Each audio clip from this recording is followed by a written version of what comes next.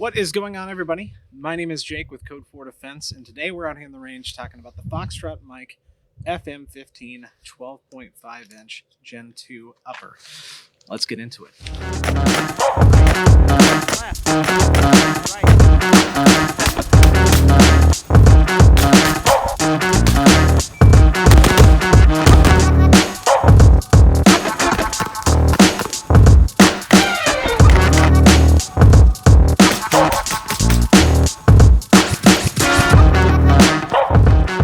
So, like I said, we're out here in the range taking a look at the Foxtrot mic FM15 Generation 2 12.5 inch upper receiver.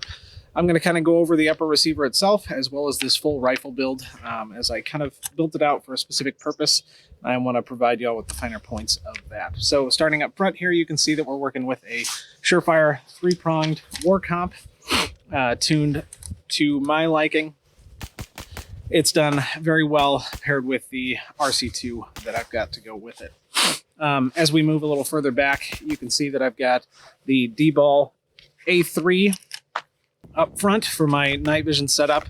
Now, I've got a full power laser on the way, but it's just not here yet. And this is the one that I have accessible. So this is the one that I've been running for a while now. And it's a decent unit for sure. The illuminator, just like any civilian illuminator, kind of leaves a lot to be desired. But hopefully we'll have that remedied here shortly. As we move back on the rail, you can see that I'm running a mod button for the laser, as well as my mod light PLH V2 with the constant on pressure switch as well. And this is actually in the dangler configuration so that I can run a strong C-clamp up top. And then when I want to run my white light, I break my thumb off and I have to come over here to activate the white light. So this, in my opinion, is a very good setup for preventing any white light NDs because I have to change my grip entirely to come over here. Still allows me to fire effectively to get a nice purchase on the handgun, the rifle. It's just I have to do something completely different to operate the white light, which is kind of what I prefer, so I don't have any issues with that. Very nice setup available on ModLight's website, which is where I got it from.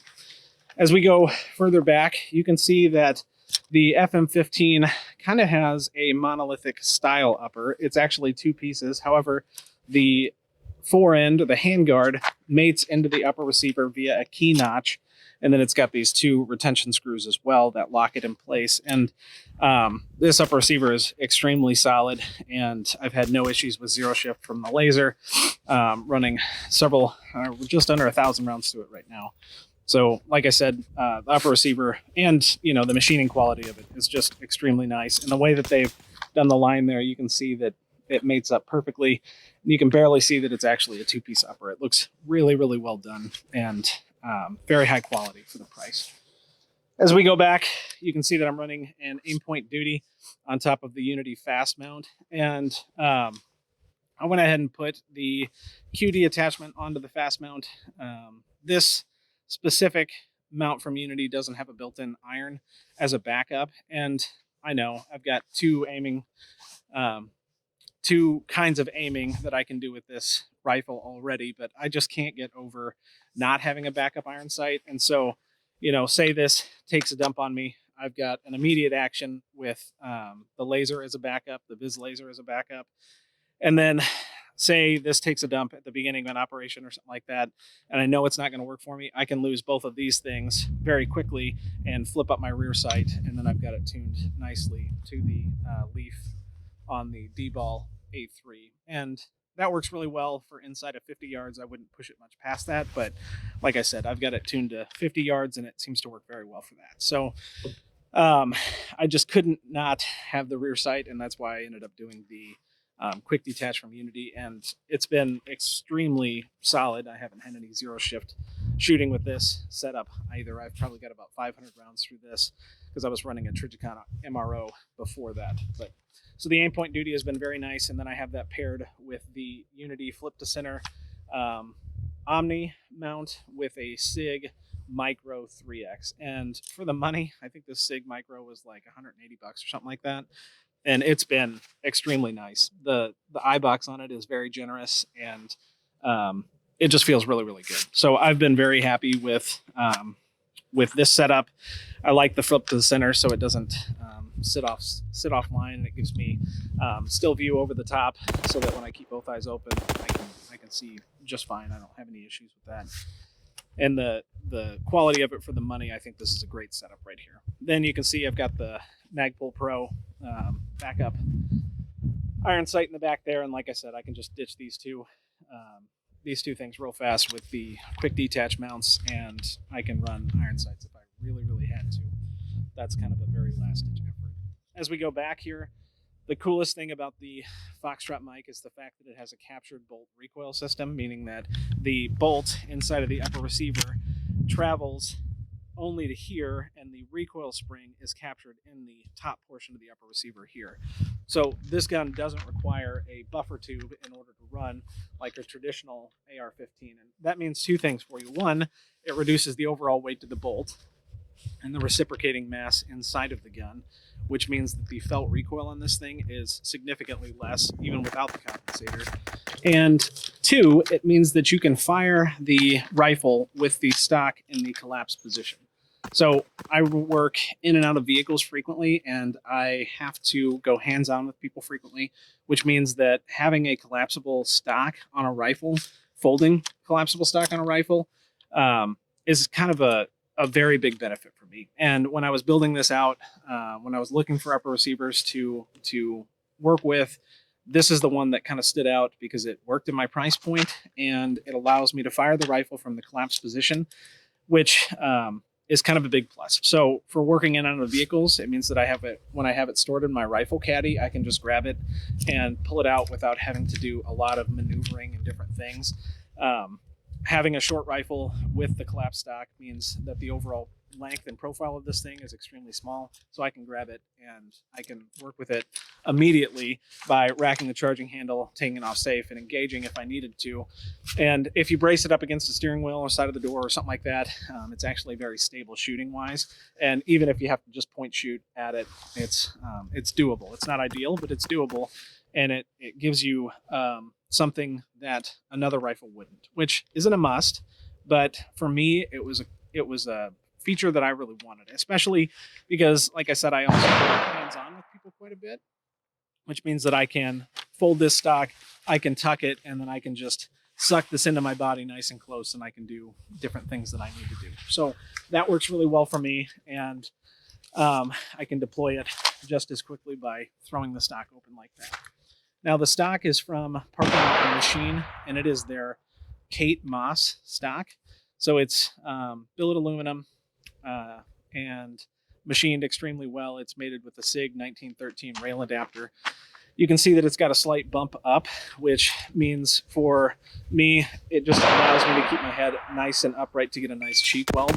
Whereas the SIG stock that I was running before, I wasn't able to get it quite on my cheek as much as I wanted to. So the Kate Moss has been a very nice addition to the rifle, and I've been extremely impressed with Parker Mountain Machine and the product that they put out on it. All right, moving back forward, you can see the handguard here underneath has M-lock rails on all the different portions of all the different positions of the forend, and the M-lock goes all the way out to the front as well. So I've got obviously the Arasaka mount for my mod light, and up front here I have my quick detach sling mount so that I can run my sling nice and far forward, which I like because it allows me to swim in and out of it a lot easier and do rifle manipulations a lot easier that way. As you come back, I've got the Hot Pocket from Wiseman Company, and this is a very cool purchase. It has insulation on the inside, and it keeps my hand away from underneath here. I'm not sure if you'll be able to see it or not, but the adjustable gas block sits right under there. And so there's gas that vents out from that position, and that keeps that gas off of your hand. And also when you're firing this thing for lengthy periods of time, it gets hot. Well, the Hot Pocket keeps it from getting too hot on your hand, which again isn't necessary, but it's a creature comfort that works well. It also works to manage my cables up top here. You can see they tuck in nicely along the upper portion of the foregrip. As we come further back, you can see it's got a charging handle that sits up front, and that's again because of the captured bolt in the upper. The charging handle sits up front, so that you don't have to come all the way back here to rack something if you have an issue while you're shooting or even when you're loading the gun. So this charging handle is 4 positions, meaning I can switch it from left to right, and it can sit up or it can cant down on the gun. So it can go up like that or it can cant down depending on your preference.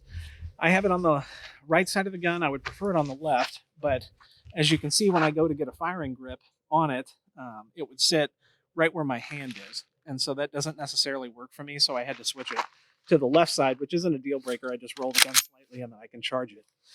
And for manipulations, especially during things like double feeds and stuff like that, having the charging handle forward is just, again, a nice little creature comfort that isn't something you realized you would appreciate until you started using it. So I really like that setup. The charging handle works really well. It's also non-reciprocating, meaning that the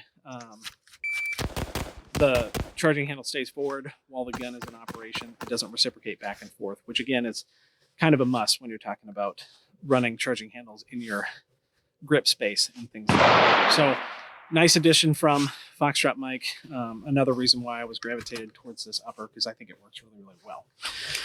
As we come further back, you can see it doesn't have a forward assist on it, and it's got the ejection right there, which is just bolted right onto it. The brass deflector bolted right onto the face of the rifle. Dust cover, just like normal. The lower that I have running here is the Silencer Co. SCO15. Takes standard mil-spec parts. However, this one is ambidextrous with the bolt stop lever. So I really wanted an ambidextrous bolt stop because I like being able to do my manipulations without taking my firing hand off of the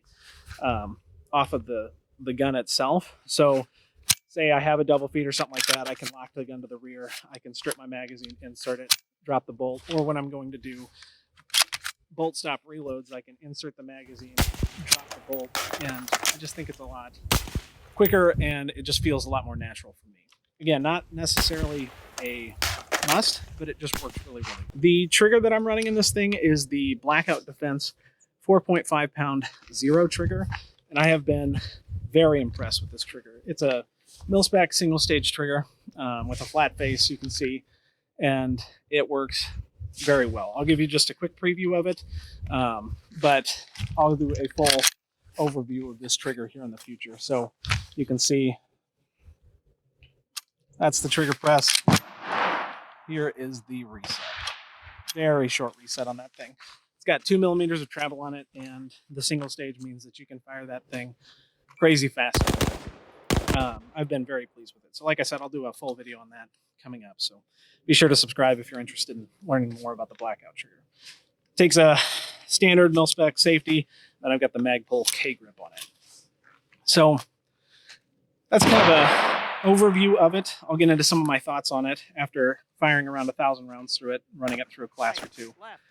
I really, really like the upper. I think the quality on it is extremely nice. It's held zero. It's very accurate.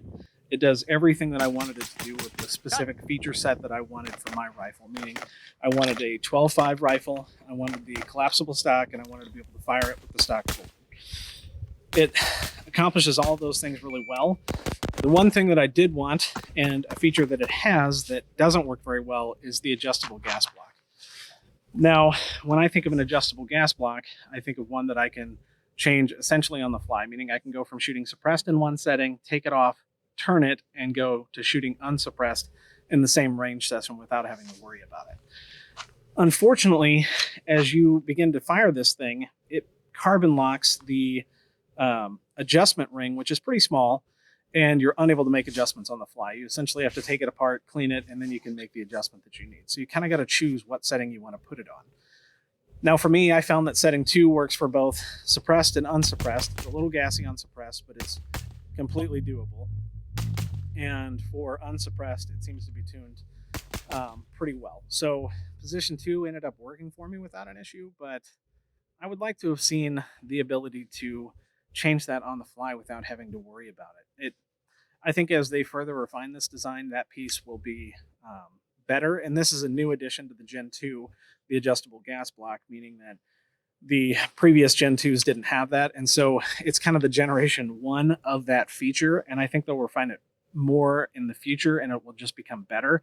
And they do a very good job of listening to their clientele and stuff like that and doing things to improve the overall design. And I know for a fact that I'm not the only one that's had the issue with the adjustable gas plug in this setup. That said, that's not a deal breaker for me because I was just going to leave it on position 2 after my firing or after my testing of it anyways. So that's where it sits right now. And it's worked really well in position 2, the middle position. And I haven't had any issues with it. So overall, I've been extremely, extremely impressed with the Foxtrot mic FM15. And for $450 with the feature set that you get, it's a very good buy. And they have very good customer service as well. I've reached out to them on a couple of things and they've hit me back right away. The only other thing is I've heard that there's a folding charging handle that would fold forward, and that would solve my issue of wanting the charging handle on the left side and not obstructing my grip. But I haven't been able to get my hands on one. And reading some of the forums online and stuff like that, it seems like really nobody else has been able to get their hands on one either, other than their 9mm carbines that come with it already installed. So I would like to try that out, the folding charging handle, because I think it would solve my problem of my grip, because I would prefer to have this on the right side. It would just make a lot more, or on the left side of the gun, it would make a lot more sense for me. But I don't have one, and so I won't be able to test that until I'm able to get my hands on one. Again, all of that said, I would buy this thing again, and I will continue to run it as kind of my main duty weapon as of right now, because it has the feature set that I want and what I'm looking for. And I'll just continue to test it and see how it does. Anyways, if you guys have any questions, please leave them down in the comment section below. You guys be safe, and we'll see you on the next one.